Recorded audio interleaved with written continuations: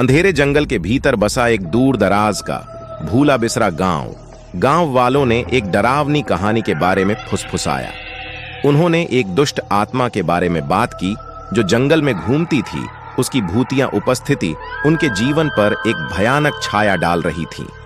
इस भयावहता की शुरुआत अस्पष्टीकृत गायब होने की एक श्रृंखला के साथ हुई। लोग बिना किसी निशान के गायब हो जाएंगे और पीछे रह जाएंगे हवा में भारी सन्नाटा।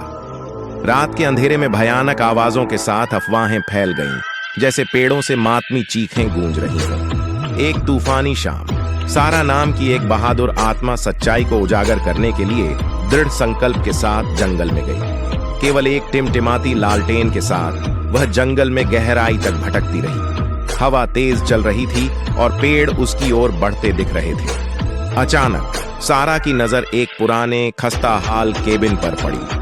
इसकी खिड़कियां चकनाचूर हो गईं और दरवाजे के जंग लगे कब्जों से बुरी तरह चरमराने लगी। जैसे ही उसने सावधानी से प्रवेश किया, तापमान गिर गया और उसे महसूस हुआ कि कोई उसे देख रहा है। मंद रोशनी में उसने फर्श पर बिखरी हुई फटी हुई पत्रिकाएं देखीं, जिनमें से प्रत्येक गायब हो चुके लोगों के निराशाजनक लेखन से भरी हुई थी।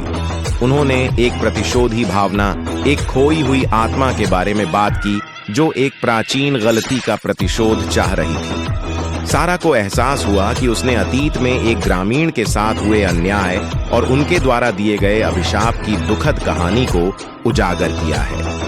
भयभीत होकर सारा केबिन से भाग गई, लेकिन आत्मा ने उसका पीछा किया। उसका विलाप हर कदम के साथ तेज होता जा रहा था। उसकी नजर एक पुराने पेड़ पर पड़ी, जिस पर अजीब नक्काशी की गई थी, जो कि द्वेषपूर्ण शक्ति को दूर करने के प्रतीक थे। हताश होकर उसने पेड़ को छुआ और एक चकाचौंध रोशनी ने उसे घेर लिया। अगली सुबह गांव में सन्नाटा छा गया। सारा तो चली गई, लेकिन आत्मा भी चली गई। जंगल ने राहत की सांस ली और श्राप हटा लिया गया।